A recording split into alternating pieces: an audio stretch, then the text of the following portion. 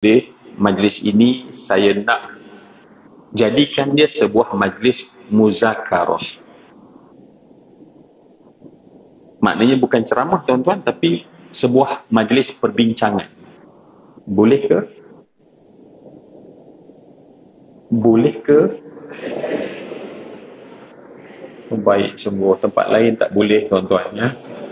Tempat lain dikatalah ceramah. Habis ceramah lah, apa nak bermuzakarah, muzakarah bagai. Tapi di sini Masya Allah, oleh kerana orangnya baik-baik, Masya Allah sanggup daripada ceramah kepada bila muzakarah. Sebab ulama kata ilmu ada dalam dada. Sebab saya yakin 100%, 100%, 100% semua yang ada dalam ni tahu tentang hijrah. Jadi bila kita semua tahu tentang hijrah, maka ilmu tentang hijrah itu kita ada. Jadi bukan nak tambah ilmu, tetapi saya nak hari ini kita hidupkan ilmu. Dan ulama beri pesan hayatul ilm mudzakarah. Ilmu yang memang dah ada dalam diri, untuk dia hidup cambah subur, caranya muzakarah. Jadi saya memilih dan alhamdulillah dipersetujui oleh semua saudara saya, adik-beradik saya ada kat sini, untuk kita muzakarahkan tentang hijrah. Baik. Yang kedua tuan-tuan, saya ini juga permintaan yang kedua. Permintaan yang kedua adalah saya bercadang sepanjang, sebab bila majlis ilmu dia macam naik kereta untuk sampai ke destinasi. Saya nak mengisi ruang dalam perjalanan ilmu ini bukan sekadar muzakarah, tetapi saya bercadang untuk bacakan doa dan kita bacakan doa tu bersama-sama. Boleh ke? Mudahnya berunding kan? Setengah orang dia kata boleh tapi dengan 3 syarat. Saya tengok syarat tu, tak apalah, tak payahlah. Tapi kat masjid sungai ke? Masjid tak, betul. Lampam tadi apa? Sungai Lampam ni alhamdulillah ya. Sebab orangnya baik-baik belaka. Masya Allah. Maknanya yang kedua apa tadi? Sama berdoa. Boleh ya? Yang ketiga, ni yang penting juga. Ini permintaan saya. Kalau tuan-tuan tak setuju pun tak apa. Ya? Kalau tuan-tuan tak setuju tak apa. Yang ketiga, apabila ada satu amal yang kita boleh buat dalam majlis ini pada waktu ini, saya nak ajak kita lakukannya pada masa ini. Boleh ke tak? Boleh ke tidak? Masya Allah. Meyakinkan. Untuk makluman, ni orang kata for your information. Untuk makluman. Depan saya ni, mata saya ni penuh dengan orang-orang baik. Ya, insan-insan soleh ni, Masya Allah. Apabila orang baik rasa nak buat baik, syaitan akan bisik. Siapa tahu apa bisikan syaitan itu? Ya, hajah-hajah ni, muslimah kita ni, rasa nak buat baik. Tuan-tuan haji rasa nak buat baik. Anak-anak kita rasa nak buat baik. Kita rasa nak buat baik. Bila rasa nak buat baik, syaitan akan bisik. Apa syaitan bisik? Ya? Saya tak apa dengar. Jangan ikut. InsyaAllah. Muslimah bagi cadangan? Muzakarah kan? Apa? Alhamdulillah, sejuk hati saya. Sebab dengar jawapan tadi tak berapa tepat. Kalau tepat, saya akan tanya, bila kontak dengan syaitan tu? Atau sampai tahu sangat itu sekali. Jadi, bila tak tepat, menunjukkan memang orang baik. Sebab orang baik, mana berkawan dengan syaitan? Dia tak berapa tahu apa syaitan kata. Baik, saya nak tolong bagi tahu. Orang baik, bila dia nak buat baik, saya sebut ni orang baik, bila nak buat baik. Bukan orang jahat atau orang tak baik nak buat baik. Beza. Syaitan dia pergi tak sama. Saya sebut sekarang ni orang baik bila nak buat baik, syaitan akan bisik apa? Buat. Syaitan akan bisik buat. Saya ulang sekali lagi. Syaitan bisik apa? Nanti. Bagus, kena buat. Nanti. Esok kita pun rasa nak buat. Bagus, kena buat. Nanti. Minggu depan. Bagus, nak buat. Nanti. Bulan depan. Bagus, kena buat. Nanti. Bila kita buat? Sudahnya? Tak buat. Jadi pada cakap jangan buat, baik cakap buat nanti. Baik, semua saudara saya di Masjid Al-Mansur, kalaulah tiba ada satu benda baik, saya nak tanya tuan-tuan, nak buat sekarang ke nak buat nanti? Saya ulang sekali lagi, ini penting ni. Ini satu statement penting. Kalau ada benda baik yang kita kena buat, nak buat sekarang ke nanti? Masya Allah, memang meyakinkan. Insya Allah nanti kita tengok. Kita doa pada Allah sempena 1 Muharram tahun 1445 Hijri.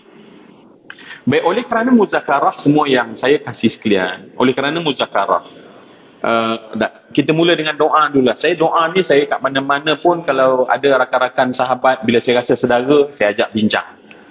Jom kita baca doa ni sama-sama. Dan kita cuba gegarkan Masjid Al-Mansur dengan doa ni insya-Allah.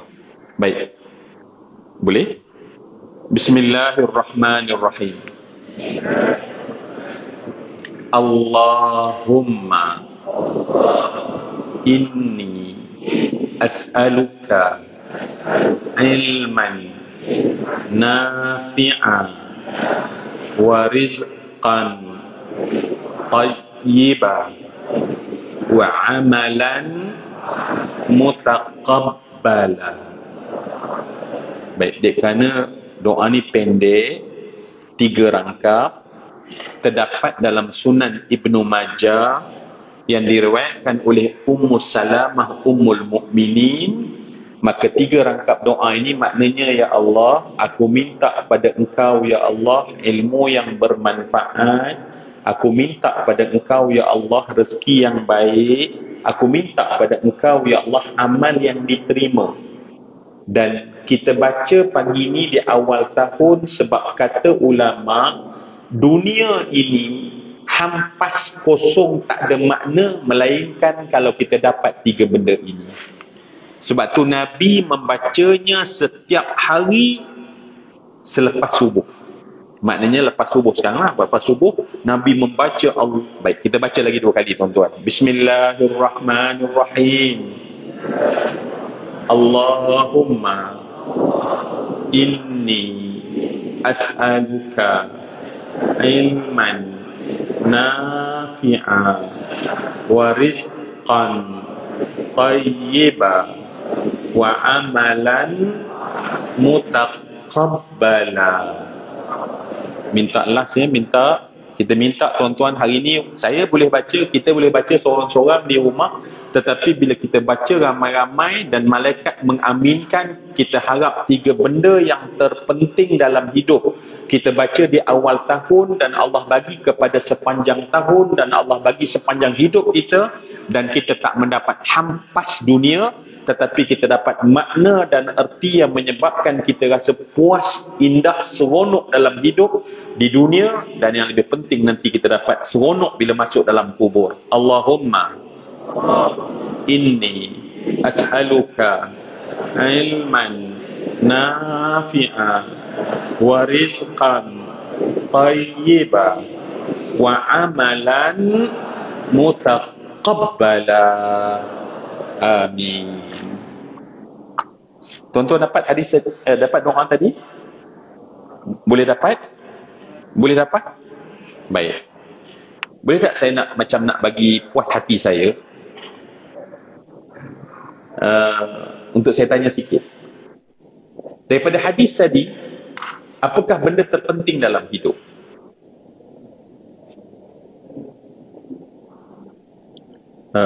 Kalau saya nak minum air, boleh ke? Boleh. Tak, nak tanya kalau boleh saya ambil. Bukakan. Ha? Boleh.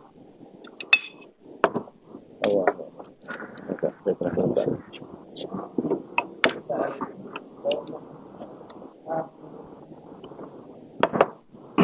Baik. Di mana tadi tuan-tuan? Apa dia? Baik, Masya Allah. Dalam hidup, apa yang terpenting? Berdasarkan kepada doa yang kita baca tadi. Baik. Tuan-tuan tolong ambil nak catatan. Dalam hidup bukan terpenting. So dalam hidup apa yang terpenting? Dalam hidup. Kita baru baca doa tadi. Apa yang terpenting?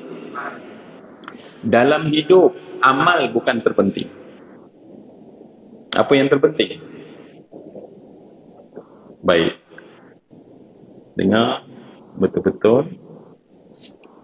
Dalam ilmu yang terpenting adalah ilmu yang bermanfaat.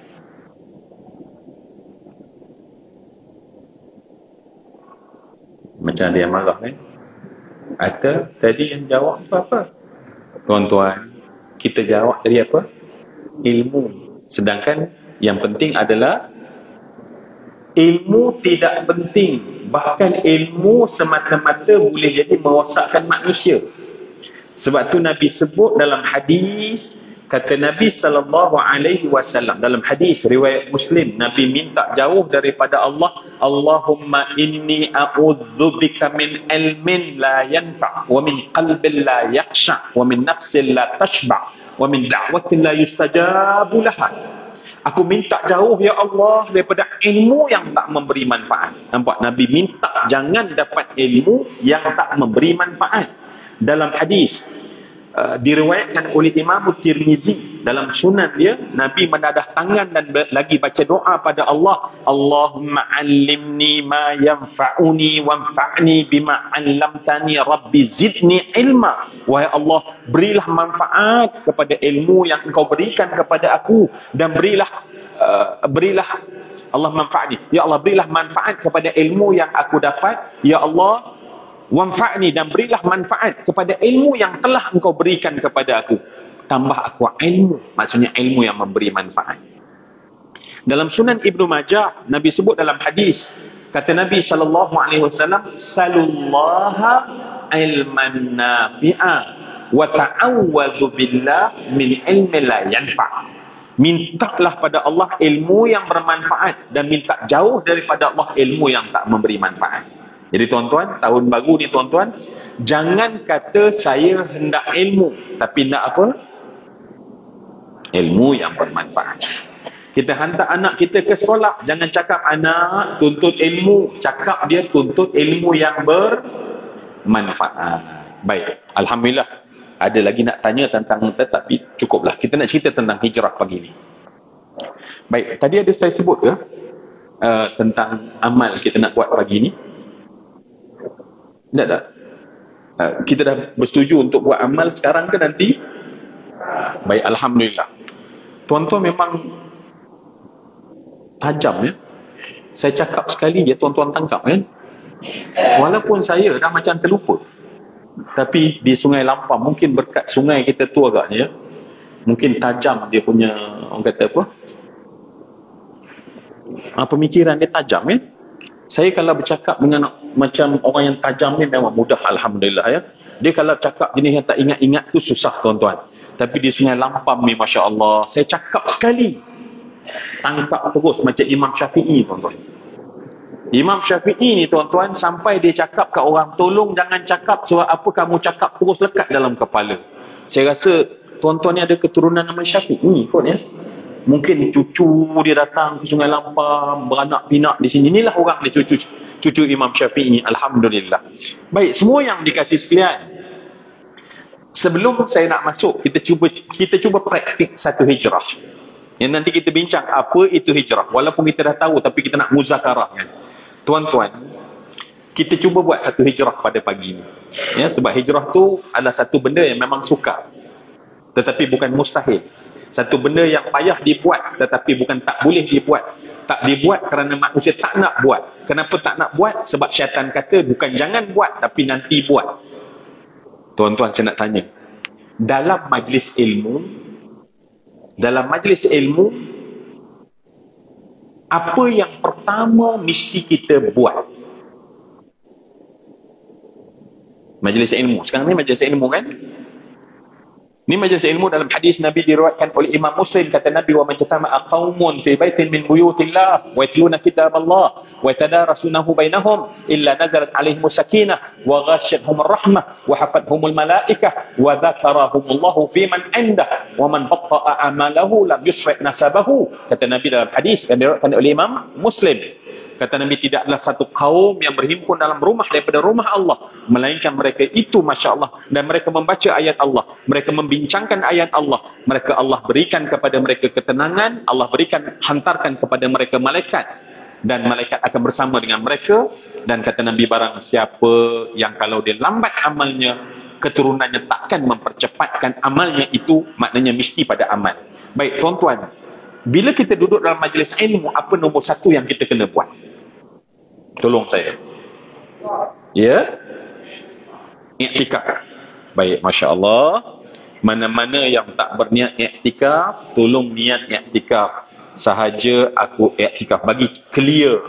Kita bukan duduk saja-saja, tapi duduk kita adalah lebih mahal daripada mendapat emas bertantan pada pagi ini, kata Nabi. Maka sebab itu jom kita niat iktikaf. Okey lagi? Sebab kadang-kadang kita buat pengajian tapi bukan di masjid. Jadi kalau bukan masjid, mungkin di bangunan sekolah, kita tak boleh iktikaf. Jadi apa lagi tuan-tuan? Kita kena siap. Nombor satu. Ya? Catatan. Tapi lah, Tuan Haji, sini Imam Syafi'i, dia tak payah catat. Dia memang ingat je. Itu tempat lain memang dia kena catat, tapi di sini dia dengar dan dia ingat. Alhamdulillah. Kalau catat, bonus. Ada juga hajah-hajah nampaknya mencatat. Yang tak tahulah dicatat ke, ditulis menu makanan tengah hari ni ke. Kadang-kadang tu kadang ngantuk, nak hilang ngantuk, gambar-gambar pun dilukis. Tak apa. Baik, lagi tuan-tuan, lagi ada satu benda penting. Baik, kalau tuan-tuan tak perasan, tuan-tuan, saya cakap ni kuat ke? Tak. Saya cakap ni macam suara saya kuat ke? Tak, jangan ambil hati cakap terang. Betul? Just nice. Okey. Betul? Sebab saya tuan-tuan, bila ramai, kita rasa macam saya kena cakap kuat. Sedangkan mikrofon dekat telinga saya. Mikrofon ni dekat dengan mulut saya. Sepatutnya saya cakap perlahan pun dengar kan? Baik, kalau rasa tuan-tuan rasa kuat, tuan-tuan just begitu je ni. Jadi saya tahu, saya cakap tu kuat sangat. Jadi orang Sungai Lampam, dia rasa bingit telinga dia. Baik, saya nak contohnya ni tuan-tuan. Ni hint. Apa benda pertama bila kita masuk dalam majlis ilmu? Benda pertama, nimrah wahidah. Untuk saya bagi hint tuan-tuan, tuan-tuan tolong ingat balik sejarah. Ya, tuan-tuan boleh tengok dalam Sahih Bukhari, hadis. Dalam bab yang pertama adalah bab pertama al-bad'u nuzul al-wahyi. Bab pertama adalah bab turun wahyu. Tuan-tuan, saya cerita tuan-tuan, kalau betul, tuan-tuan kata betul, kalau salah, tuan-tuan kata salah. Ketika wahyu turun kali pertama, maka Jibril berada di atas puncak Jabal Nur. Betul tak? Jabal Nur. Di sana ada gua Hira. Betul atau tidak? Maka Jibril berada di puncak gua dan Nabi berada di kaki bukit. Maka pada ketika itu Jibril berkata kepada Nabi Muhammad daripada puncak. Berkatalah Jibril. Apa kata Jibril? Ya Muhammad, Iqra. Maka Nabi yang berada nun di dasar, di kaki bukit menjawab, Ma ana biqari'in. Maka Jibril menyebut lagi, Iqra. Di lembah yang sunyi tersebut bertalun-alun ketika itu, Iqra, Iqra, Iqra, Iqra.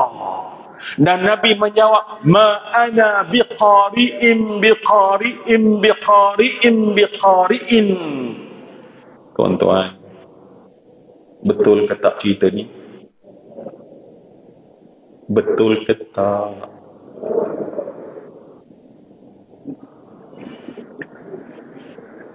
Itu yang payah bila ustaz cakap kan. Nak cakap salah kan takut dia kecil hati pula. Kalau dia kecil hati dia left group pula. Nanti nak panggil susah. Tuan-tuan jangan tuan-tuan rasa apa-apa. Saya cerita kalau betul cakap betul, kalau salah cakap salah. Betul ke salah?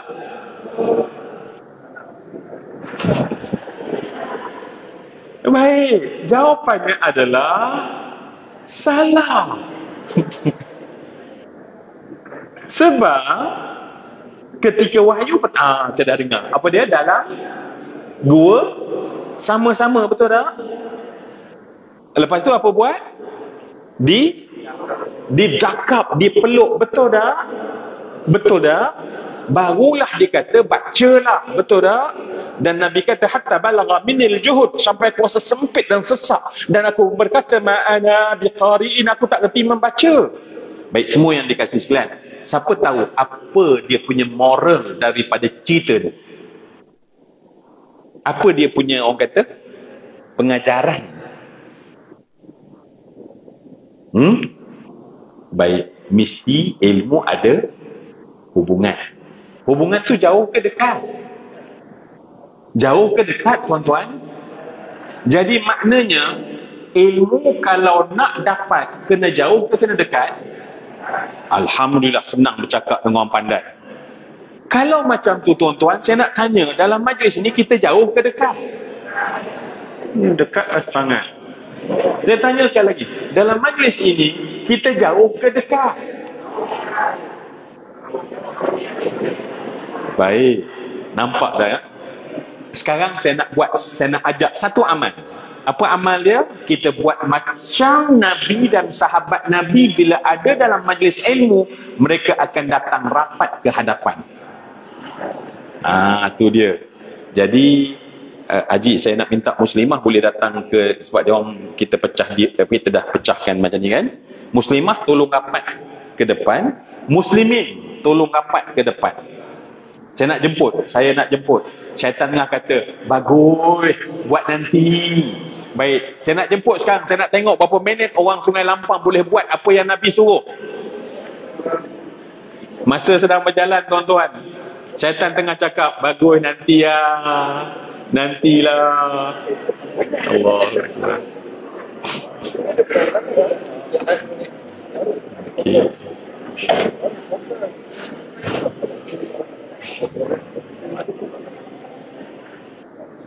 Allah Akbar. Masya Allah. Terima kasih. Terima kasih. Masya Allah. Oh ya? Bukan. Sebab kita kan nak hijrah. Hijrah ni adalah kena buat benda tak biasa buat, baru jadi hijrah. Kalau mengulang benda yang sama, bukan nama hijrah. Dan saya nak tanya tuan-tuan yang berubah, Masya Allah, Haji ya? Haji, ni sahabat saya nampak jauh juga tadi bergerak. Susah ke senang? Saya nak tanya, susah ke senang? Ya? Senang? Nak berpindah tu senang ke susah? Ada member yang tolak. Nampak tak? Semua ni pelajaran hijrah, tuan-tuan. Memang susah, tapi sebab ada member tolak, maka sebab tu hijrah jadi mudah. Sebab semua orang baik, tapi tak ada orang nak ajak jadi baik. Kadang-kadang orang berubah, dia berubah seorang. Maka dia datang masjid seorang, dia tak peduli orang lain, dia dah berhijrah. Itu bukan hijrah. Hijrah adalah mengajak orang lain. Sahabat saya beritahu kan, mana lagi? Mudah. Yang pakai sahabat saya pakai Taliban. Boleh faham cakap Melayu ke? Orang sini ke? Masya Allah ya. Mudah tak? Baik. Siapa yang rasa payah? Sebab tadi masa yang saya suruh tadi kan, ada yang bangun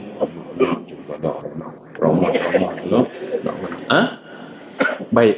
Kenapa payah? Cuba kita fikir, kenapa nak buat satu benda paling mudah? Paling mudah. Maknanya adalah ikut dalam agama, ilmu tak akan dapat kalau kita tak buat. Sebab tu tuan-tuan, ya, banyak masjid buat majlis pengajian tapi Allah tak bagi ilmu. Kalau tuan-tuan tengok ulama dulu dengan kita pergi masjid, kita mungkin pergi masjid, ada pengajian, pergi masjid, ada tafsir, pergi masjid, ada hadis. Tuan-tuan, umur kita dalam masjid menuntut ilmu sama macam umur Imam Ghazali menuntut ilmu. Tetapi Imam Al-Ghazali menjadi hujjatullah. Tapi kita sampai sekarang kita rasa, tak tahu apa yang kita tahu. Kenapa tuan-tuan? Sebab ilmu bukan pada konten. Bukan pada apa tu? Isi dia. Tetapi syaratnya adalah kena rapat macam Jibril. Maknanya kalau kita nak ilmu tapi tak nak buat apa yang dia ajar, memang tak dapat ilmu. Saya ulang sekali lagi tuan-tuan.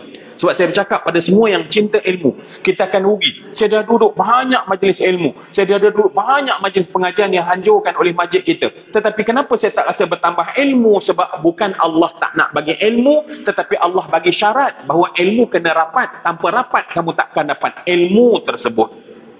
Tuan-tuan, kalau tuan-tuan tak rasa macam nak kukuh lagi, Nabi dalam hadis yang diriwayatkan juga oleh Imam Muslim daripada Sayyidina Umar ibn Khattab ibn Naufal ibn Abdul Uzza ibn Riyah ibn Abdullah ibn Qurtib ibn Razzah ibn Adi ibn Ka'ab ibn Lu'ay ibn Ghalib ibn Fihr al-Quraishi al-Adawi radhiyallahu anhu qala بينما نحن جلوس عند رسول الله صلى الله عليه وسلم إذا طلع علينا رجل شديد بياض الثياب شديد سواد الشعر لا يرى عليه أثر السفر ولا يعرفه منا أحد حتى جلس إلى النبي صلى الله عليه وسلم فأسند ركبتيه إلى ركبتيه فوضع كفيه على فخذيه فقال يا محمد أخبرني عن الإسلام قال الإسلام أن تشهد أن لا إله إلا الله وأن محمدا رسول الله وتقيم الصلاة وتؤتي الزكاة وتصوم رمضان وتحج البيت إن استطعت إليه سبيلا قال صدقت فأجبنا له يسأله ويصدقه ثم قال وما الإيمان أن تؤمن بالله وملائكته وكتبه ورسله واليوم الآخر والقدر خيره وشره قال صدقت ثم قال وما الإحسان أن تعبد الله كأنك تراه فإن لم تكن تراه فإنه يراك ثم قال متى الساعة قال وما المسؤول أعلم من السائل ثم قال وما أمراتها قال أن تلد الأمة ربتها وأن ترى الحفاة العراة رعاء الشاة يتطاولون في البنيان.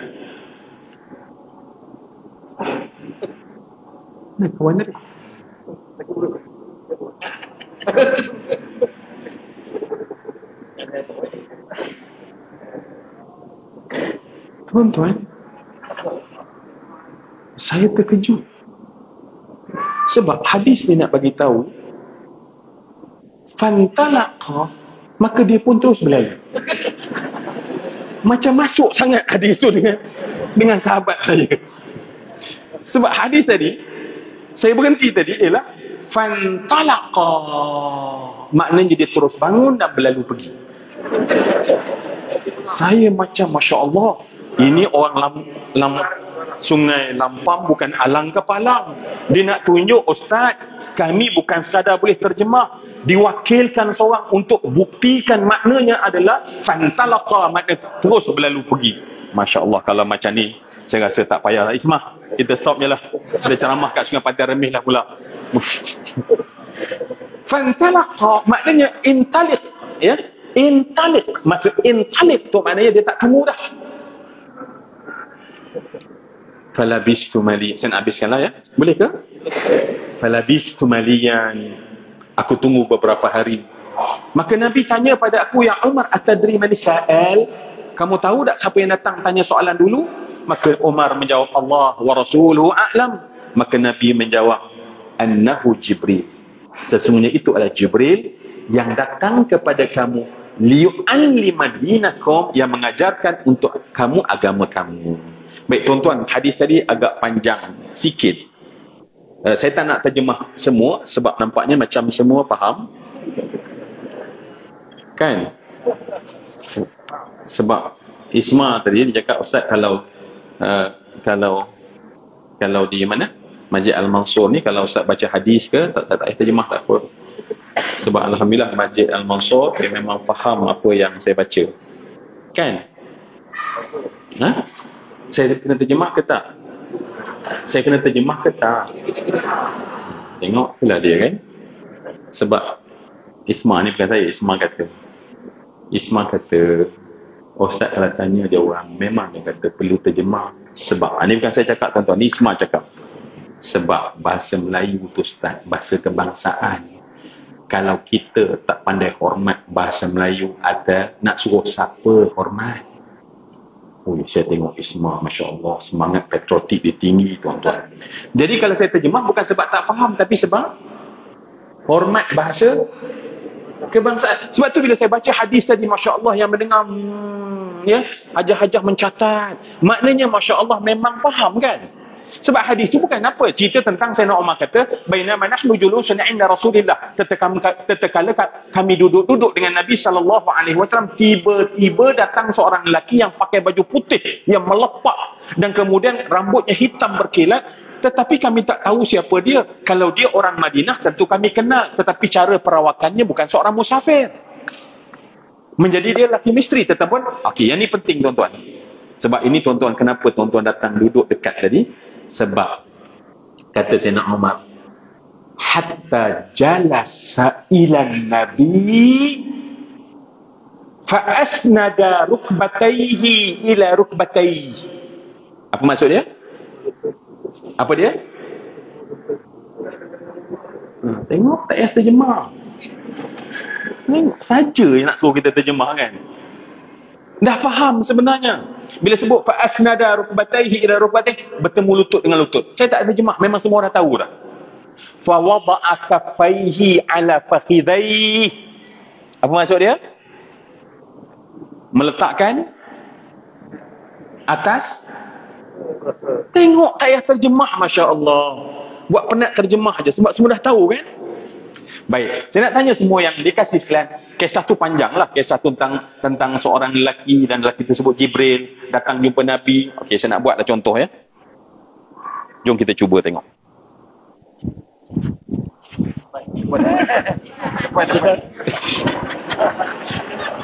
Jangan pakai hadis lain. Memang ada hadis lain duduk sebelah-sebelah. Baik.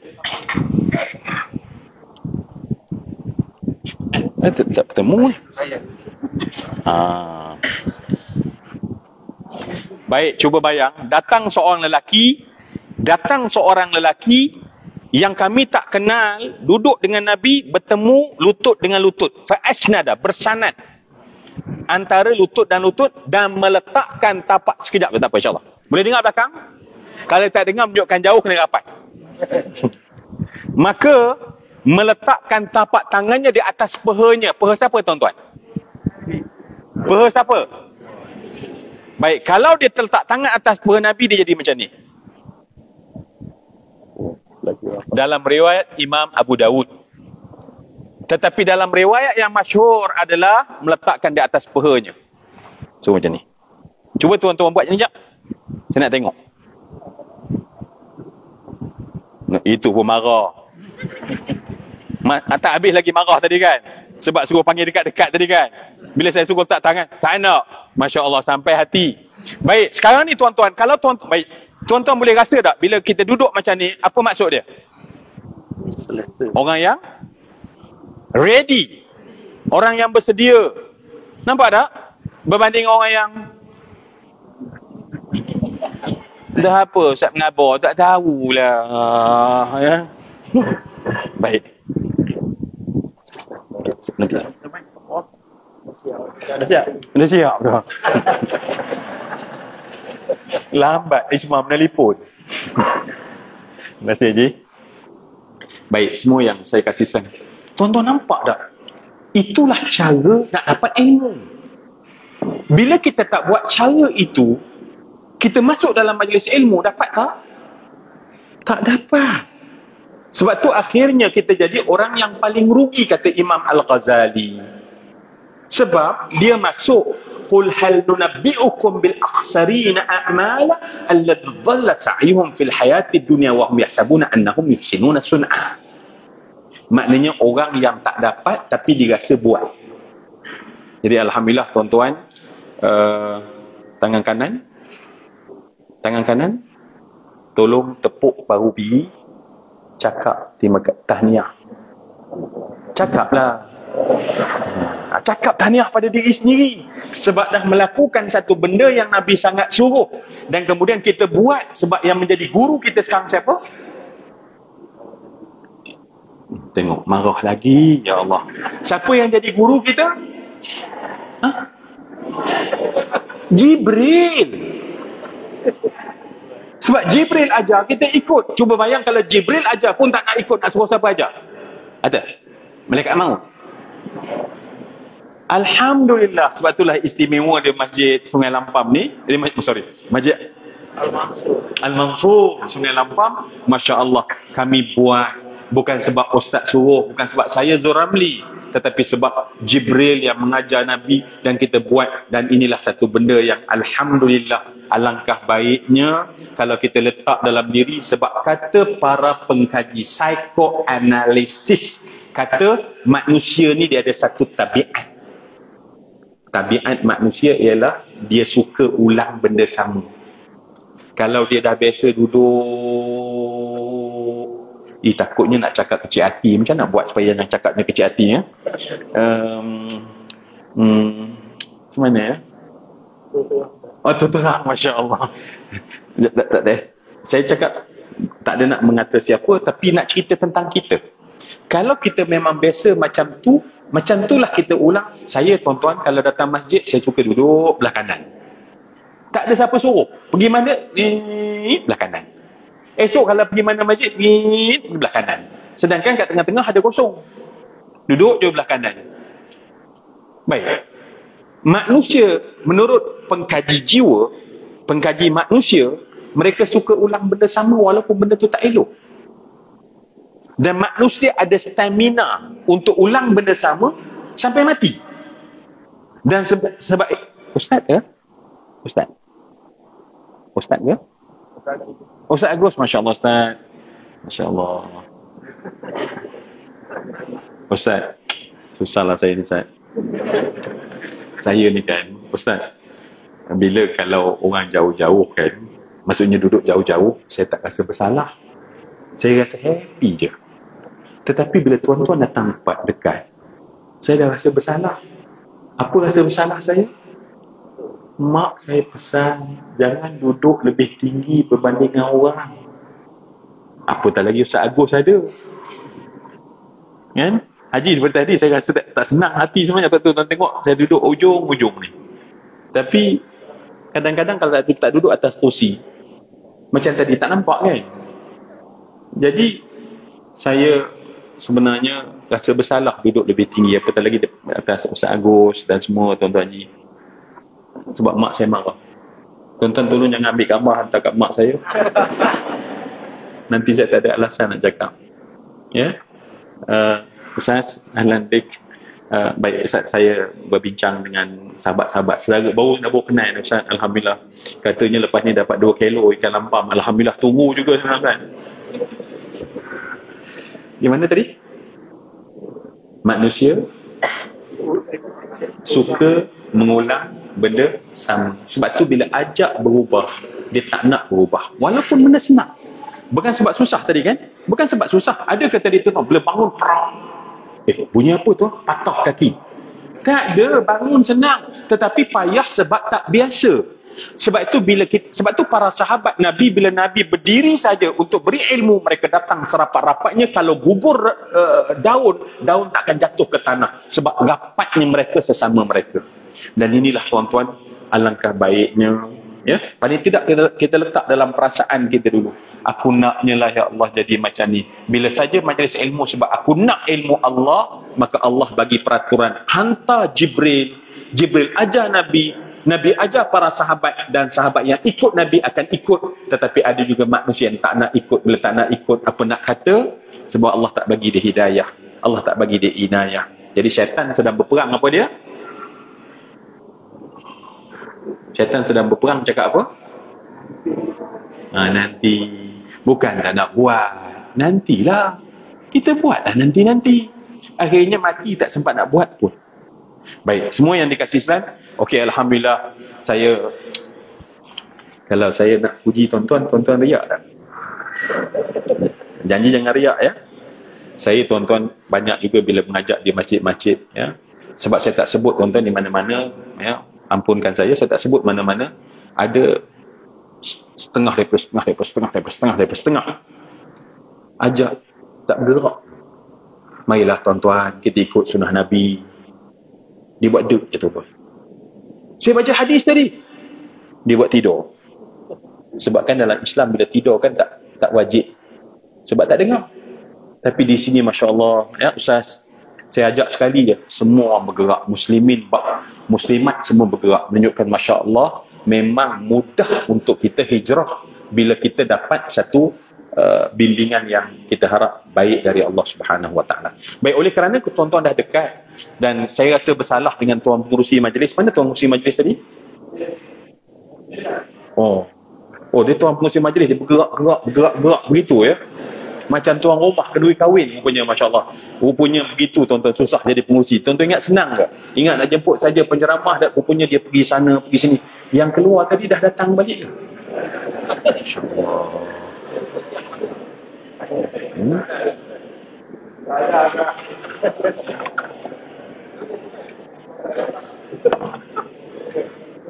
Tuan-tuan tahu kenapa keluar tadi kan?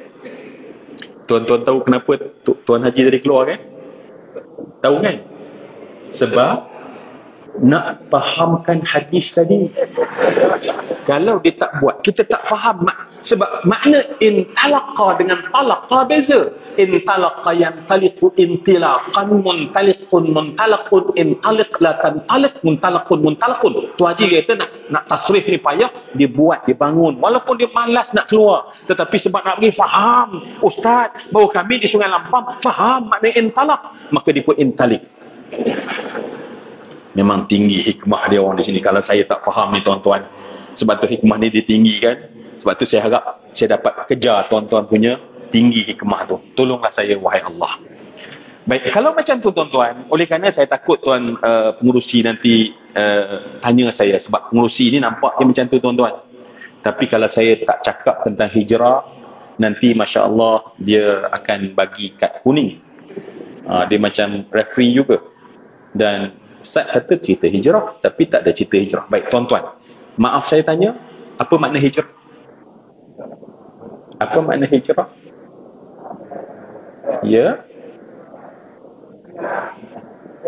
Dah tak payah menyanyi. Sebab ada yang dah hijrah, kan? Jangan bagi kami menyanyi Ustaz. Sebab nanti itu makna hijrah. Tak tuan-tuan, simple je. Apa makna hijrah? Ini dah. Okey, baik. Yang ni kena perhati betul-betul ya. Sebab kita pakai mikroskop sekarang.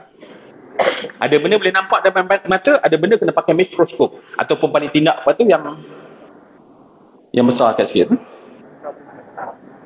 Apa? Ya Allah, tuan-tuan boleh baca apa yang saya tak ada dalam kepala saya kan? Mak saya pesan sangat, Zul, kalau kamu nak berkawan, berkawanlah dengan orang yang ingat. Bila kamu lupa, dia ingatkan. Saya nak WhatsApp mak lah. Mak, Alhamdulillah. Jauh saya nak cari kawan. Yang bila saya tak ingat, lost perkataan apa tadi? Nampak kan? Ini hanya golongan saintis dia boleh jawab ni sebenarnya. Atau orang macam saya ni tak boleh hilang perkataan tu kadang-kadang. Baik. Perkataan ni, kena tengok pakai kanta. Kalau tengok mata kasar tak perasan. Okey, sekali lagi tuan-tuan. Apa makna hijrah? Okey, simple kan? Hijrah makna pindah. Baik, itu makna hijrah. Nanti kita cuba, orang kata, perdalam makna dia. Orang yang hijrah, dia panggil apa?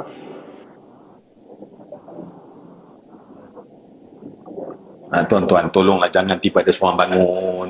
Nak tunjuk pula itu makna hijrah. Biarlah tu Haji tadi seorang cukup lah tuan-tuan. Apa? Orang yang hijrah dia panggil apa? Apa dia? Masya-Allah. Betul lah Isma cakap. Di Masjid Al-Mansur ni, Ustaz, sebelum kuliah 2 minggu dia nak buat kajian. Betul memang. InsyaAllah. Patutlah dia prepare tu lain, tuan-tuan. Kalau saya pergi ceramah kat pelajar universiti, tuan-tuan, ini yang level komplet ni. Yang memang dia dah prepare sebelum ceramah, dia dah prepare. Yang memang markah-markah bawah ni baru tak faham apa benda. Tapi kat sini Masya Allah bukan semua. Orang berhijrah disebut apa tadi? Masya Allah. Baik. Dengar betul-betul. Orang yang berhijrah, maknanya tuan-tuan tadi, daripada belakang ke sini, sebenarnya muhajir. Sebenarnya. Once kita buat hijrah, kita buat satu perubahan, maka kita dah jadi seorang muhajir. Bila jamak, muhajirin. Nah kan? Kalau singular, kalau dia satu, singular, dia disebut mufrad, maka dia sebut muhajir. Bila banyak, kalau lelaki muhajirun, kalau perempuan muhajirah. Ya, kalau lelaki muhajirun, kalau perempuan muhajirat. Tetapi muhajir. Semua setakat ni nampak tak? Okey, baik. Semua yang saya kasih sekalian sebenarnya kalau kita faham bahawa makna hijrah itu adalah pindah, kita bukan muhajir. Kita bukan muhajir. Tetapi disebut hajir. Hajir. Jadi saya nak tanya tuan-tuan. Tuan-tuan nak pilih mana satu? Nak jadi seorang hajir, nak jadi seorang muhajir? Sekali lagi. Sebab kita tengah bincang tuan-tuan, nak bagi makna. Sebab bila kita faham makna ni, kita akan faham, okey, itu hijrah. Sebab bila hijrah, semua orang kata, hijrah tu adalah perpindahan, al-intiqal min makani ila makanin, al-hijratu al-intiqal min halin ila hal. Baik, tetapi tuan-tuan bila kita faham bahawa rupanya orang yang tuan-tuan okey dengan saya ke ni? Tuan-tuan okey ke tak? Kalau tuan-tuan tak apa, saya skip. Ya? Kalau tuan-tuan like, tak swipe. Baik tuan-tuan, kalau tuan-tuan masih okey, saya nak terangkan. Sebab dia macam agak macam dekat teknikal sikit kan. Tapi tuan-tuan masih boleh bersama dengan saya? Itulah masalah tuan-tuan. Saya sebenarnya bila teknikal, saya minta pada Isma, tolonglah siapkan saya satu whiteboard. Kan mudah bila ada whiteboard, kita terangkan. Kan? Itu pandangan saya. Tapi Isma cakap apa? Ustaz, whiteboard tu old fashion. Whiteboard tu old fashion, old school. Kami di sini Sungai Lampang, kami pakai visualization. Gerah pun ada tuan cik kat Isma ni. Tapi saya nak test tuan-tuan, betul tak Isma ke saya betul? Saya nak minta whiteboard. Tapi whiteboard old school, old fashion dia kata. Kami pakai, contoh visualization maknanya pandang, tangkap dalam kepala. Itu visualization. Saya nak cuba tuan-tuan. Saya betul ke Isma betul? Sebab nak bagi nampak makna hajir, makna muhajir, apa beza? Dan faham itu, faham makna hijrah sebenar.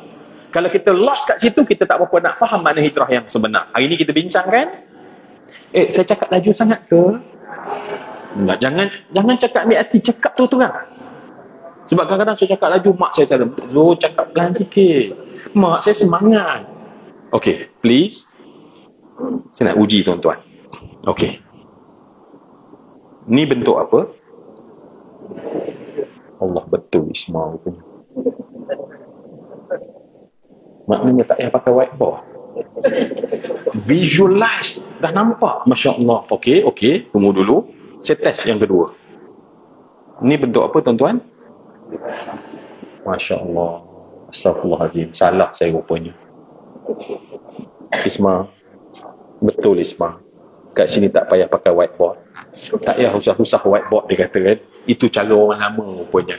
Okey, oleh kerana tuan-tuan boleh visualization, saya nak letak kat sini, nama atas ni hijrah.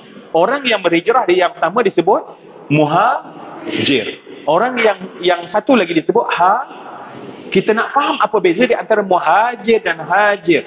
Bila kita faham, muhajir maknanya orang hijrah, hajir juga makna orang hijrah. Tapi kenapa bila dalam Islam Allah Subhanahu Wa Taala sebut orang hijrah dibina di atas hajara, yuhajiru. Kan tuan-tuan tengok sini, hajara yuhajiru muhajaratan. Wahijaran, muhajir, muhajar, hajir, la tuhajir, muhajirun, muhajarun. Dalam Quran Allah sebut innal ladina amanu wal ladina hajaru wajahadu fi sabilillah ulaika yarjuna rahmatallah wallahu ghafurun rahim. Baik, kat sini pula hajara yahjuru hajran, hajirun mahjurun uhjur, la tahjur, mahjarun mahjarun mihjarun.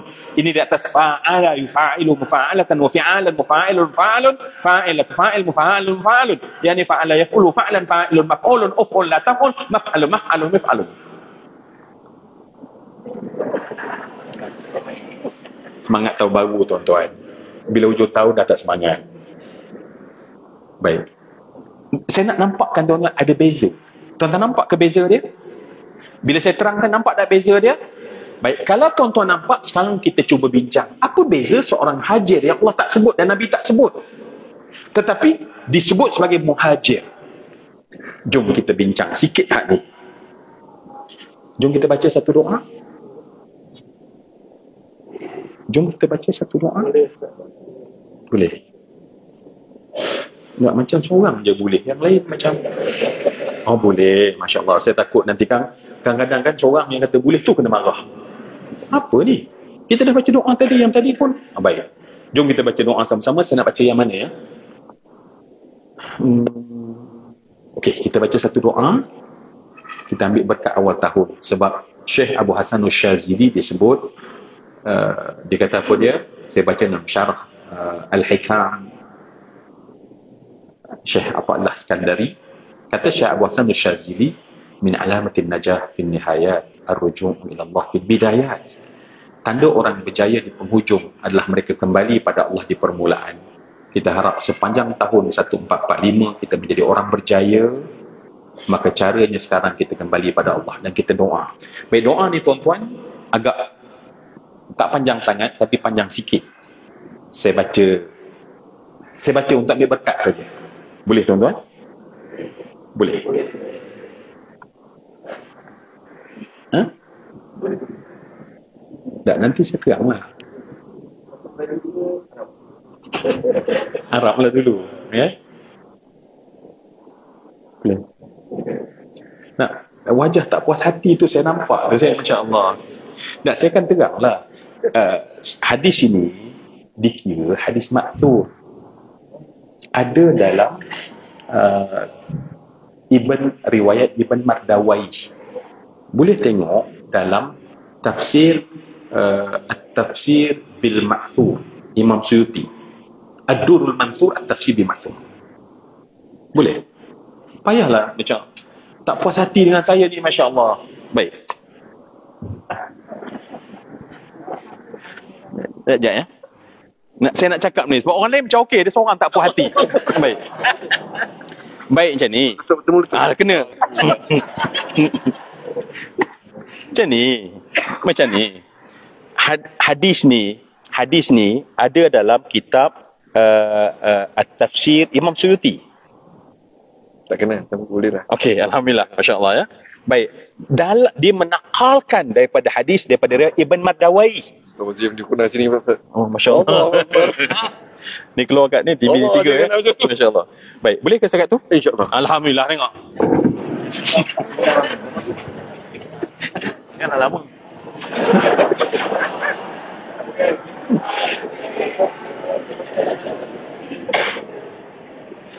Tengok tuan-tuan, senang jadi tuan pengurusi majlis.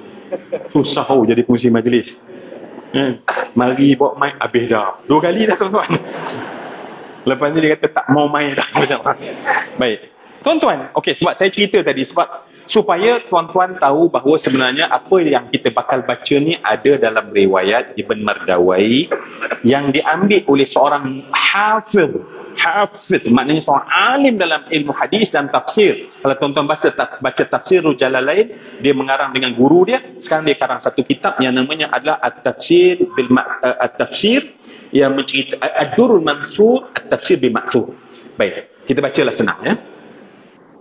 Tapi saya nak cerita lebih kurang dulu latar belakang. Boleh ke? Jangan buat tak puas hati lagi. Baik tuan-tuan, kisah ni tuan-tuan dalam tafsir surah Yusuf. Kenal kan? Tahu kan Nabi Yusuf? Tahu? Baik. Nabi Yusuf masa kecil apa kena? Kena buang dalam. Masya Allah, memang ya Allah. Saya tak cerita dah buat kajian kan. Dibuang dalam apa?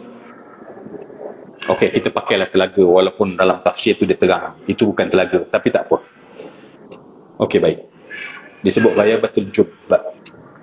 Baik. Dalam hadis ni tuan-tuan, yang ni kita nak baca doa dia.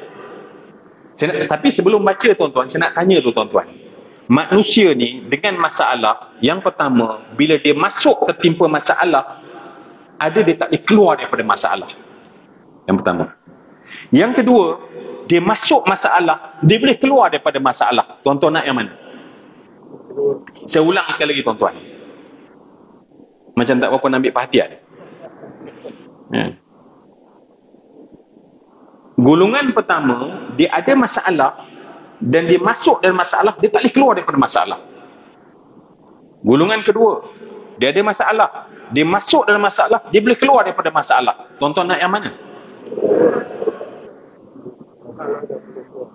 No. Macam mana ya? Sebab doa ini untuk golongan ketiga.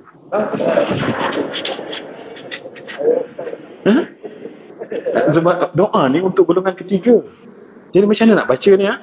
Tuan-tuan nak tahu ke yang ketiga? Okey. Golongan ketiga ialah orang masuk masalah bukan sekadar keluar daripada masalah, tapi dengan sebab masalah tu jadi cemerlang.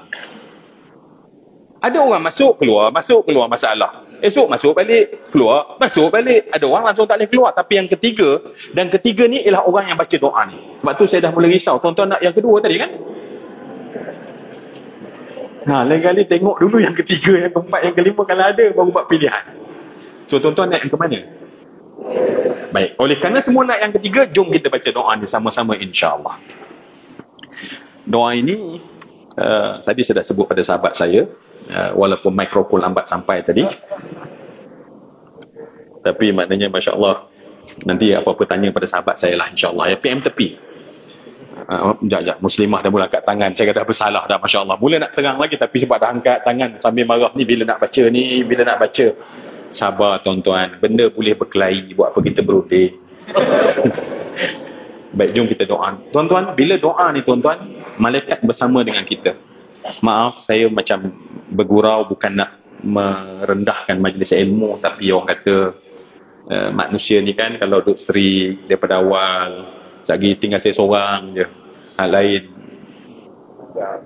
pejam kata, bukan saya kata, ni sahabat saya kata.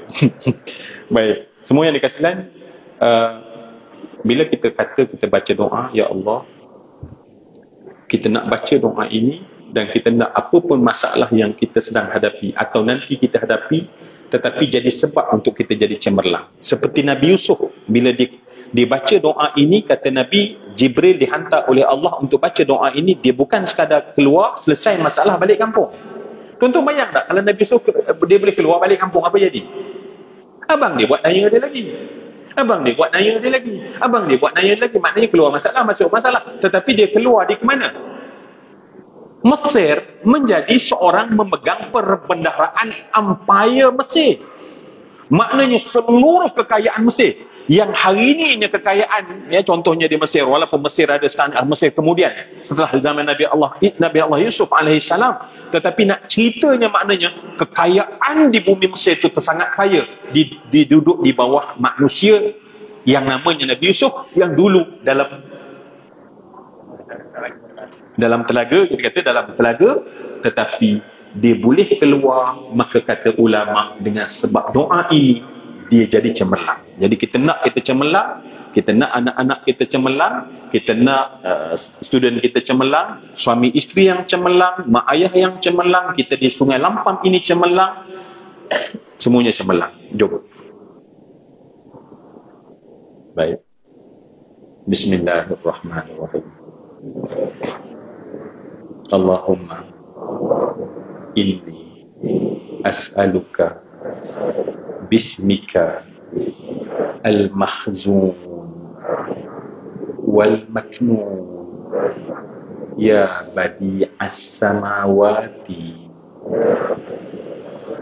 wal-ard ya dzal jalali wal-ikram an taghfirali dhanbi wa tarhamani wa anta ja'ala li min amri farajan wa makhraja wa anta rzuqani min haitsu ahtasib wa min haitsu la ahtasib. Kita baca 3 kali, tuan-tuan. Sebab Nabi kata alidhu bihadhil kalimah. Nabi kata selalu baca. Sebab kalimah ini hanya dibaca oleh golongan mustafi, golongan orang terpilih, kata Nabi. Baik, kita nak supaya kita jadi orang terpilih yang dapat baca doa ini, insyaAllah. Kita baca 2 kali, tuan-tuan. Ini bukan latihan, tapi memang kami minta betul-betul pada Allah. Dan kalimat yang diucap oleh mulut Nabi Yusuf, diucap oleh mulut kita, dan kita harap kejayaan yang Allah beri kepada Nabi Yusuf, Allah bagi kejayaan kepada kita, rumah tangga kita, anak kita, zuriat kita, insyaAllah. Bismillahirrahmanirrahim. Allahumma inni as'aluka bismika al-makhzun wal-maknun ya badi'as samawati wal-ard ya dzal jalali wal-ikram an taghfira li dhanbi wa tarhamani wa anta ja'ala li min amri farajan wa makhraja wa anta rzuqani min haitsu ahtasib wa min haitsu la ahtasib. Baik, minta sekali lagi, tuan-tuan, harap dalam hati betul-betul doa ini didengar oleh Allah, dan kita tahun 1445 menjadi jauh lebih cemerlang berbanding tahun-tahun sebelum daripada ini. Allahumma inni as'aluka bismika al-makhzun wal-maknun ya badi'as samawati wal-ard ya dzal jalali wal-ikram an taghfira li dhanbi wa tarhamani wa anta ja'ala li min amri farajan wa makhraja wa anta rzuqani min haitsu ahtasib wa min haitsu la ahtasib. Amin ya rabbal alamin. Astagfirullah wa atubu raja'an wa atubu bisri qaulika innama amruhu idza arada syai'an yaqulu lahu kun fayakun. Insyaallah kita minta Allah tunaikan dan Allah jadikan apapun masalah yang kita sedang hadapi, sama ada masalah kesihatan, masalah diri, masalah rumah tangga, masalah anak kita, bukan sekadar selesai tetapi cemerlang. Amin ya rabbal alamin. Baik, semua yang dikasihkan, saya ada lebih kurang dalam 25 minit lagi. Sekali lagi saya nak tanya soalan. Tuan-tuan masih ada bateri? Apa slow dah bateri kita? Sekali lagi, tuan-tuan masih ada bateri? Macam tu lah orang ada bateri kan? Orang tak ada bateri. Baik, 25 minit insya-Allah kita bincang sebab nak dapat makna. Apa makna aku sebagai seorang, tuan-tuan kata saya nak jadi seorang yang muhajir, bukan hajir. So apa beza di antara, kenapa Allah tak menggunakan kalimah hajir tetapi muhajir, isim fa'ilnya? Baik, semua yang dikasihkan kata ulama tafsir. Sebab mufa'alatan dia mesti ada berlaku tantangan. Bainal isnain, dia mesti ada berlaku tantangan. Maknanya hijrah adalah sesuatu yang bukan sekadar pindah, tetapi kerana berlakunya tantangan sehingga berlakunya pindah. Saya ulang sekali lagi. Pindah boleh je daripada kampung Sungai Lampam. Tuan Haji kampung dekat mana? Sungai Manik. Oh, Sungai Manik dekat sini. Masya Allah. Sini saya pernah pergi satu masa dulu Sungai Manik. Sini rupanya. Okey. Oh, masa tu tak ada waste lagi. Itu yang susah. Okey, alhamdulillah. Katalah tuan-tuan nak pindah daripada Sungai Lampam ke Sungai Manik. Pindah yang tidak ada masalah, maka itu namanya hajir. Tetapi sekiranya berlaku tantangan dan kemudian kita berhijrah dan berpindah, itu baru nak muhajir. Sebab Nabi ada tantangan tak? Masya-Allah. Kalau kita pergi kalau pergi semua yang saya kasih sekalian, kita akan tengok betapa dahsyat tantangan yang berlaku pada Nabi. Tuan-tuan kalau pergi umrah ni, jom kita pergi umrah. Amin tuan-tuan. Tak, saya bukan maksudkan tuan-tuan ikut saya. Jom pergi itu, jom. Amin. Supaya malaikat aminkan kita. InsyaAllah dalam masa yang terdekat kita akan pergi insyaAllah.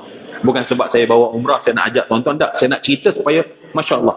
Dan tuan-tuan, kalau tuan-tuan pergi, habis kita lakukan sa'i, Safa Marwah sampai pada Marwah, tuan-tuan, kita keluar daripada pintu tersebut, tuan-tuan berdiri lebih kurang dalam kita 50 meter, kemudian berdiri tegak menghadap ke arah belakang Kaabah, membelakang Kaabah, dan tuan-tuan tengok kat sana. Saya yakin tuan-tuan ambil masa, tuan-tuan tarik nafas, hembuskan nafas perlahan-lahan, tuan-tuan tengok di sana. Kita akan menangis teresak-esak. Kita akan tengok bumi itu, tuan-tuan akan tengok satu lereng, dan tuan-tuan tengok dalam keadaan sama-sama daripada kejauhan Kaabah. Pada lereng tersebut kita akan leleh air mata menangis. Masa akan tak menangis tuan-tuan? Di lereng itulah yang dinamakan Syi'ib Abi Talib. Lereng Abi Talib itulah Nabi diusir dan Nabi duduk di sana bersama dengan keluarga Nabi selama 30 bulan, atau kita kata selama 3 tahun. Nabi diusir, Nabi dikepung.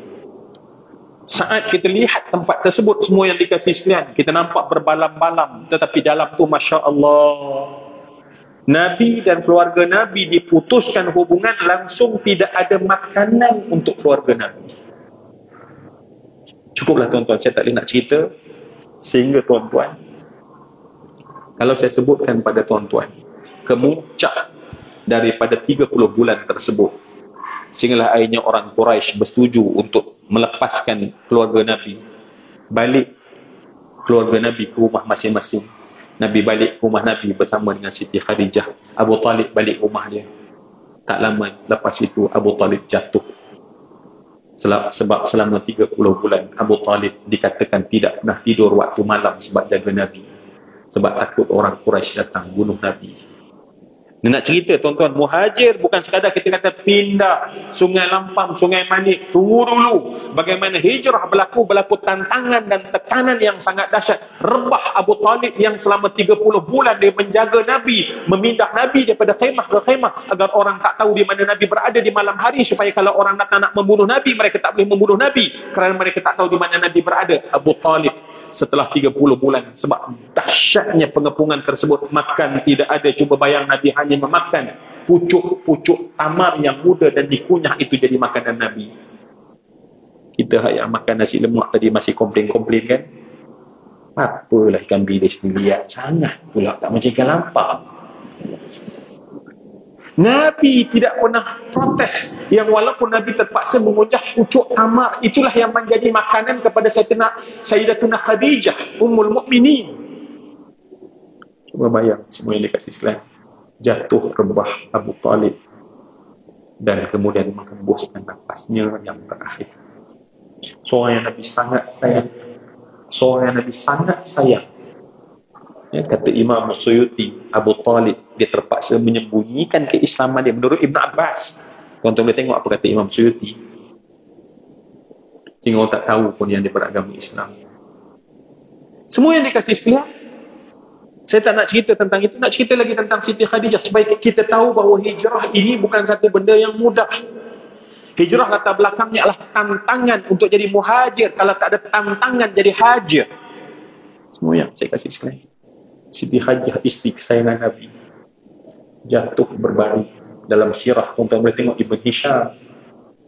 Bila Siti Khadijah berbaring, sama paras dengan lantai. Seorang wanita yang dulu ketika dia menjadi seorang jutawan yang sangat terkenal di kota Mekah. Dia berjalan di mana-mana, orang tunduk bagi hormat. Tapi sekarang setelah kahwin dengan Nabi, dia telah dikepung. Sebelum dikepung dia berjalan, orang ludah dia. Orang ludah Siti Khadijah, seorang wanita yang beri segala-galanya untuk Nabi. Sampailah tuan-tuan saya nak cerita sedikit satu catatan kecil daripada catatan kecil. Siti Khadijah berbaring. Sebab tahun itu ulama namakan tahun duka cita. Bukan Nabi kata tuan-tuan. Ya, dinamakan oleh pengkaji sejarah tahun duka cita. Bukan Nabi kata. Baik. Cuba bayang, meninggal bapa saudara Nabi yang Nabi sangat sayang. Itulah bapa Nabi. Kemudian meninggal pula. Sekarang Siti Khadijah sedang berbaring di atas riba Nabi. Dan Nabi lihat Siti Khadijah cengkung dalam keadaan menggigil kesakitan.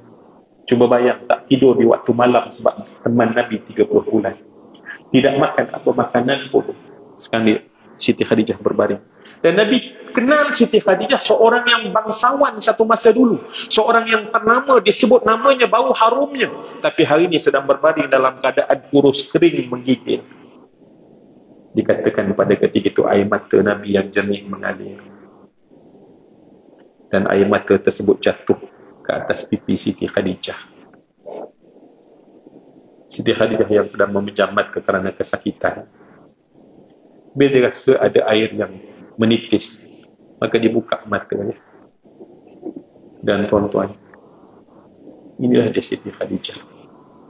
Bila dia dongak, dia dapati Rasulullah sedang menangis teresak-esak melihat isteri dia. Siti Khadijah ni tuan-tuan, dia ada satu pantang.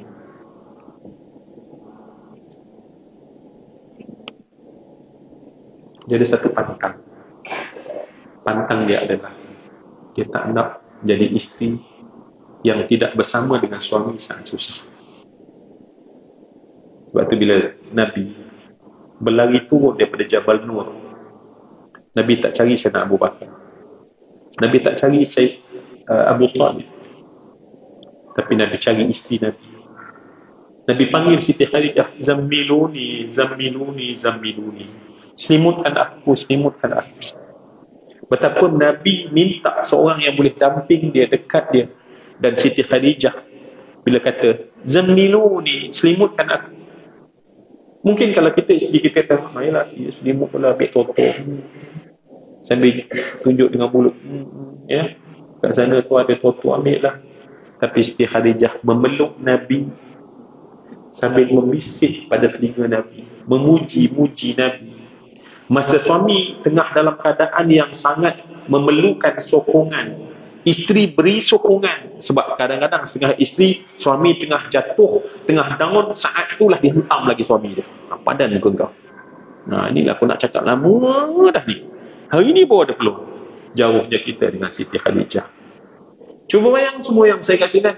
Itulah Siti Khadijah. Dan sekarang Nabi mengalir air mata dan dia tahu bahawa Nabi menangis. Siti Khadijah pantang tengok Nabi menangis. Digagahkan dirinya untuk bangun dan bertanya kepada Nabi, "Ma yubkika ya Rasulullah?" Apakah yang menyebabkan engkau menangis wahai Rasulullah? Ma yubkika, apakah yang menyebabkan engkau menangis wahai Rasulullah? Allah tarik isteri Nabi letak balik dan Nabi menggambarkan betapa banyaknya apa yang Siti Khadijah bagi. Habis harta diberi untuk Nabi dan agama. Habis segalanya. Nabi menyebutkan betapa banyaknya yang diberikan oleh seorang isteri yang nama Khadijah kepada Nabi. Nabi cakap sambil menangis apa yang dibuat oleh Siti Khadijah. Siti Khadijah memegang mulut Nabi dan berkata, wahai Rasulullah, jangan sebut apa yang aku beri, sebab apa yang aku terima jauh lebih besar harganya. Jangan sebut. Dan tuan-tuan, ini balaghah dalam bahasa Arab. Maka Siti Khadijah berkata, wahai Rasulullah, orang Quraisy terus menyakiti engkau. Seandainya kesakitan ini membawa pada mati aku. Seandainya kesakitan ini yang sedang diperbari membawa pada matiku dan aku tidak bersama dengan engkau, ya Rasulullah. Dan aku dah tak ada punya apa nak beri pada engkau, ya Rasulullah. Tetapi wahai Rasulullah, sekira perlu, andai orang Quraisy datang menyakitimu, kau cungkillah tulang rusukku ini, ya Rasulullah. Kau jadikan dia pedang buat mempertahankan agamamu, mempertahankan agama ini, ya Rasulullah. Khadijah dah tak ada benda nak bagi, tetapi cungkil tulang rusuk ini, ya Rasulullah, jadikan dia pedang buat kau mempertahankan dirimu, ya Rasulullah. Semua yang saya kasih sekalian, inilah isteri Nabi yang kerana pengepungan tersebut, kerana sebab itulah daripada rentetan itulah maka berlakunya tantangan, maka keluar. Maka sebab itu hijrah takkan berlaku kalau kita tak suka kepada tantangan. Kalau kita redha dengan syirik, kita takkan hijrah. Kalau kita redha dengan kufur, kita takkan hijrah. Kalau kita redha dengan maksiat, kita takkan keluar daripada maksiat. Sebab itu hanya orang yang meronta seperti merontanya keimanan para sahabat, kerana mereka itu mengharap redha Allah. Orang yang merasai tekanan, barulah ini orang yang melakukan muhajir ilallah. Maka sebab itu semua yang saya hormati dan saya kasih sekalian, marilah kita jadi orang yang arinal haqqa haqqan warzuqna tiba'ah. Ya Allah, tolong buka mata hati kami, ya Allah. Sebab kadang-kadang kami tak tahu maksiat itu maksiat yang kau benci, tapi kami buat. Kadang-kadang kami tak dapat rasa perkara tersebut. Maka kan itu semua yang dikasih sekalian dalam 10 minit terakhir. Sebab itulah untuk kita boleh berhijrah, satu benda yang wajib kita minta daripada Allah.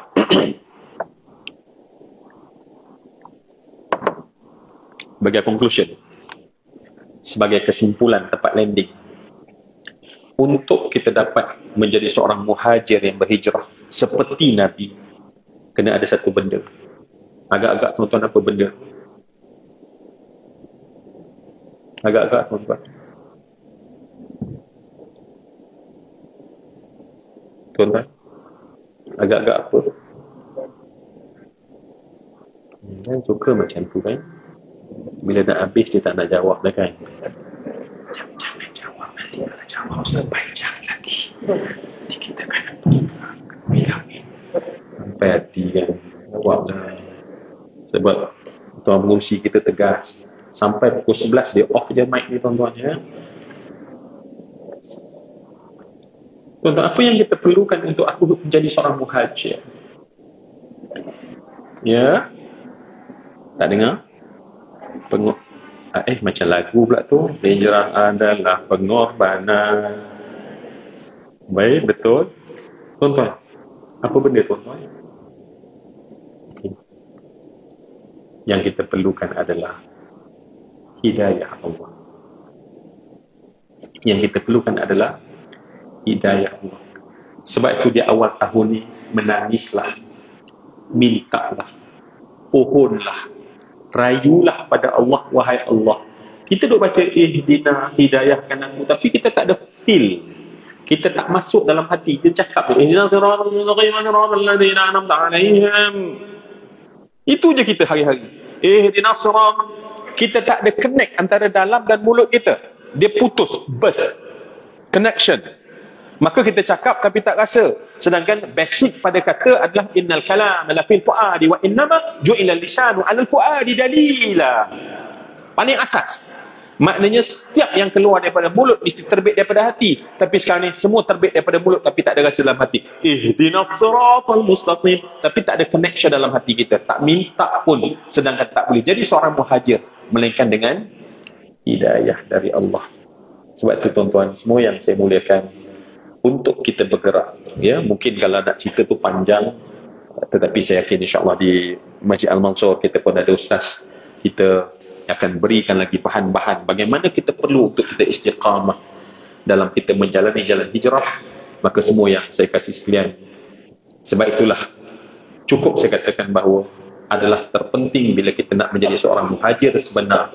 Sebab muhajir baru nampak tekanan, aku tak sukalah dengan dosa, aku tak redha dengan perkara ini dan segala macam. Kerana semua yang saya kasih sekalian, sebab itulah saya sebutkan tadi bahawa dengan hidayahlah. Maka sebab itu bagaimana kita nak dapat hidayah?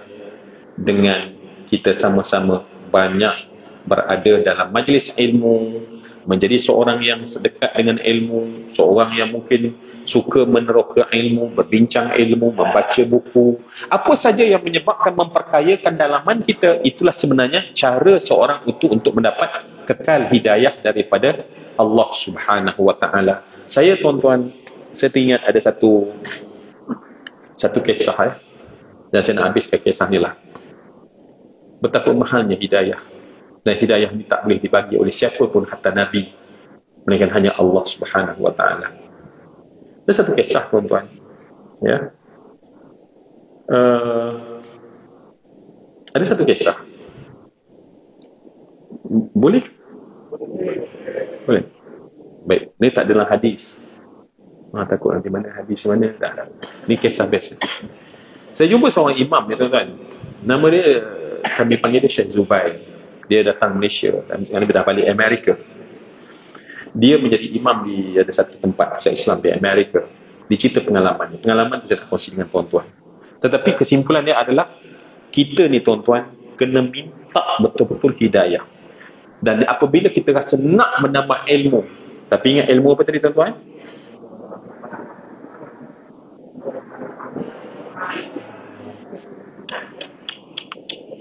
Tajamnya kan. Orang tak tajam lupa dah.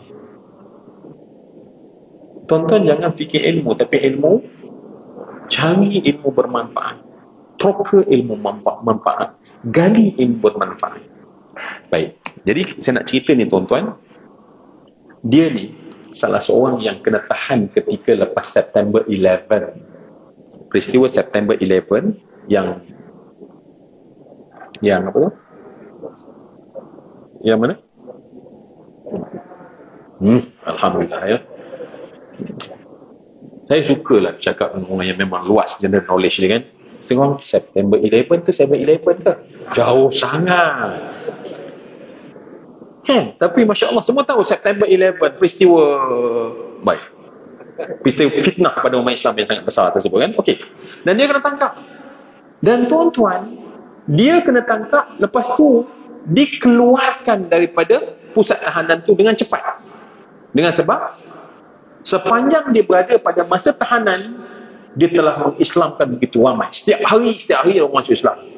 Dalam tu, tahanan tu sebab dia campur orang Islam, tak Islam. So dia kerja dia jumpa orang Islam tu sebab dia tak ada kerja lain. Kerja dia adalah jumpa orang. Dan orang masuk Islam hari-hari punya banyak. Sampai warden penjara bagi tahu saya.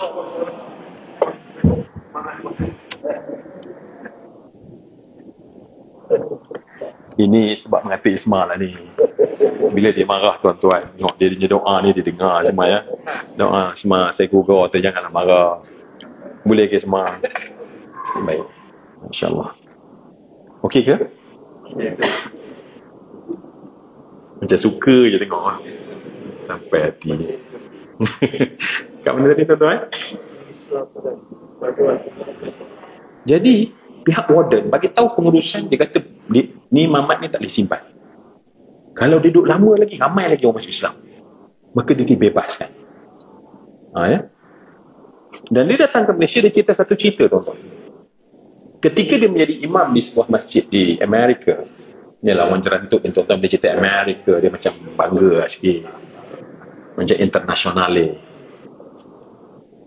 Baik, maka dia kata macam ni tuan-tuan, pada satu malam lepas solat maghrib, sebab dia macam masjid dia tak macam masjid kita kan, aktif. So masjid tu tak ramai orang lah. Jadi dia masuk ke pejabat dia, baca Quran atau buat kerja, saya tak pastilah. Tiba-tiba tuan-tuan, tiba-tiba pintu dia diketuk, masuk seorang lelaki yang sangat sado.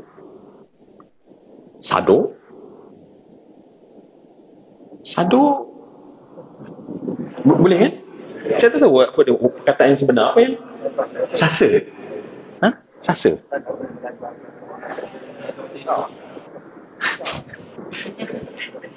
Isma orang puji Isma, dia kata sado je Isma. Ni kawan saya cakap, itu doa sahabat itu. Doa sahabat pada sahabat awal tahun. Amin ya Allah. Baik. Semua yang saya kasih sebenarnya. Dan dia pakai vest. Vest. Ya, vest ni macam apa tu? Macam jaket yang tak ada tangan. Macam dia tak ada baju. Pakai tu je. Macam macam Datuk Awi. Awi kan selalu pakai macam tu kan. Badan ada sado pakai tu. Baik. Dengan berpeluh-peluh dia duduk saja tuan-tuan, bergerak meja imam ni, ya. Dia terus kenalkan, I'm Carlos. My name is Carlos. Saya adalah Carlos nama dia kata. Dan I want to be a Muslim. Imam pun alamak. Kan? Saya nak jadi seorang Islam. Imam terkejut. Kenapa? Sebab dia mengislamkan orang. Tapi hari ni dia tengok muka, tengok perawakan, tengok gaya pelik dia ni. Sekarang dalam keadaan tercungak-cungak, dalam keadaan terdesak, dia kata, I want to be a Muslim. Tolong jadikan aku seorang Islam. Saya nak jadi seorang Islam. Maka imam ni sebab nak take time sikit take time, sebab nampak berpeluh-peluh sangat, memang kata kat bilik imam tu ada tempat wuduk lah, tempat bersihkan diri. Dia kata kamu boleh bersihkan sedikit just kat imam supaya dia tenang, ya, dia tenang. Maka bila imam kata, imam dia pun buka dia punya vest dia, ya, tap dia punya vest tu. Bila buka vest tuan-tuan, daripada sini sampai ke dada sebesar-besar cross. Ya, salib. Tattoo. Dan bila dia letak vest dia pun berjalan. Bila berjalan kat belakang ni tuan-tuan, gambar kat tangan, gambar Mary dengan baby, gambar tu lah, macam gambar Mary. Baik. Maka imam dia perhati je. Dia bersihkan, dia datang balik. Pakai vest balik. Maka imam pun terus syahadahkan. Ashhadu an la ilaha illallah wa ashhadu anna Muhammadan Rasulullah. I bear witness there is no God but Allah, and I bear witness Muhammad is the messenger of God. Ya, diterangkan.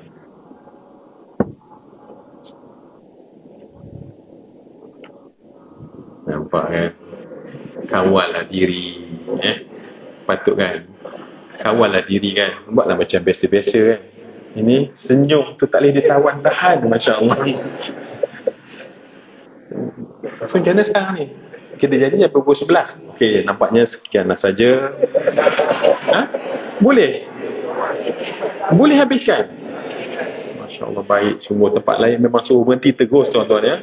Sebab tu kadang-kadang saja je dikuat-kuatkan bunyi, ya. Kadang-kadang perlu letak mikrofon lagi kat situ supaya dengar bunyi jam tu kan.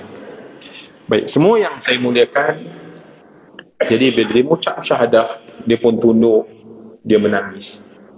Dia menangis kan. Sampai imam terpaksa bangun dan peluk dia. Ya. Tenangkan dia. Dia menangis. Dan bila dia tenang, tuan-tuan tengok dalam ni kan. Tuan-tuan tengok. Tapi jangan sekarang. Tuan tengok. Sebab sekarang, dalam ni tuan-tuan tengok bagaimana orang memeluk agama Islam. Tuan-tuan akan menangis bersama dengan orang. Satu pengalaman yang luar biasa. Tapi jangan sekarang. Sebab Lazada tengah buat sale. Nanti nak tengoklah niatnya baik, tapi tengok pula kat situ akhirnya, Masya Allah. Baik. Jadi bila dia dah tenang, maka imam tanya dia soalan. Dia kata, apa sebenarnya yang menyebabkan kamu nak masuk Islam? Apa yang menyebabkan kamu nak masuk Islam? Just imam nak tanya curiosity lah, nak tanya macam, kenapa kamu nak masuk Islam? Dia kata apa tu? Dia kata, kelmari. Ya, kemarin saya nak cepat saja sebab yalah lawan tu kan tak apa tapi agak-agak lah kan. Jangan tak apa tapi berpanjang-panjangan pula. Tak, saya faham insyaAllah ya. Baik, semua yang saya kasih sekalian, dia kata saya tidur pukul 3 lebih kurang, pukul 4, pukul 3 macam ni. Dalam mimpi saya. Sebab dia kata, okey, saya lupa nak beritahu. Dia terangkan, dia adalah seorang yang langsung tak tahu tentang Islam. Know nothing about Islam. Tak tahu langsung. Tak pernah baca buku, tak pernah ada kawan orang Islam, tak pernah tonton satu artikel atau satu dokumentari tentang Islam. Dia memang dalam kepala dia ni kosong tentang Islam. Tak tahu langsung. Bukanlah saya sekali pernah jumpa seorang berbalik, tak tahu langsung. Jadi bila tak tahu langsung, jadi imam lagi pelik. Macam mana orang yang tak tahu langsung, tetapi sekarang datang pada dia, desak dia untuk masuk Islam. Saya nak uji tuan-tuan. Ni waktu bila ni? Waktu peristiwa ni berlaku pukul berapa? Lebih kurang? Lepas solat?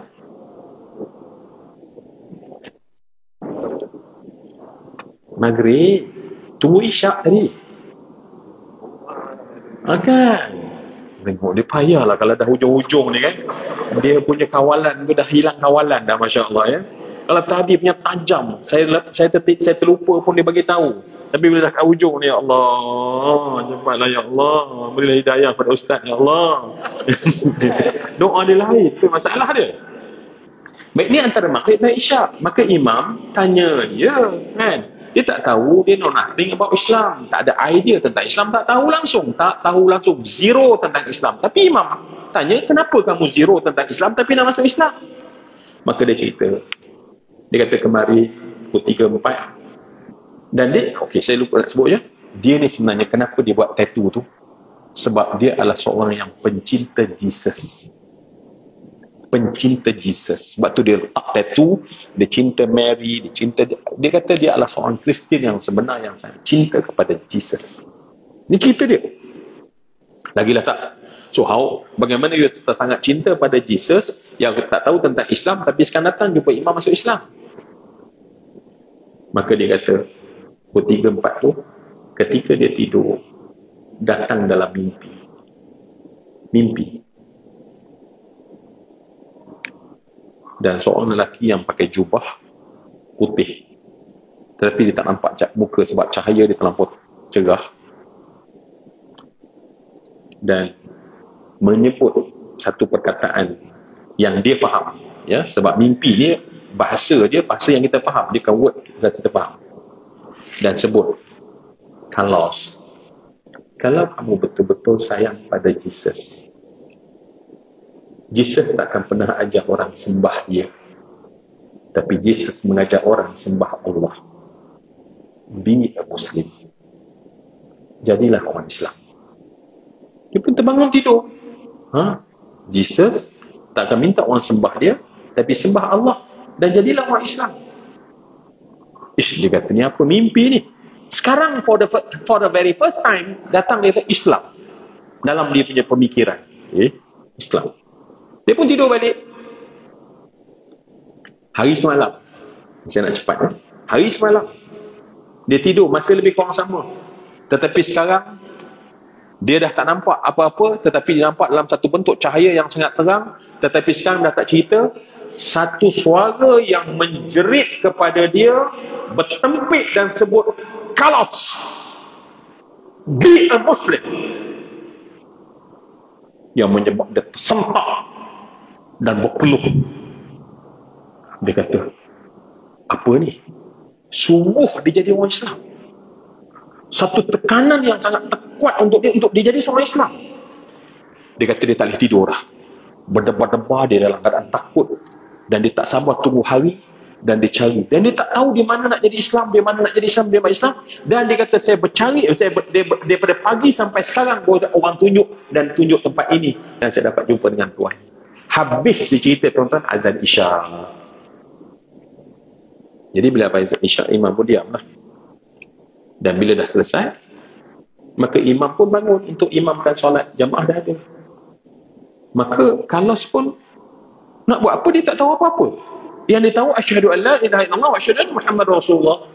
Maka dia kata, what happened to me? Okey, apa yang patutnya aku buat? Maka imam pun okeylah.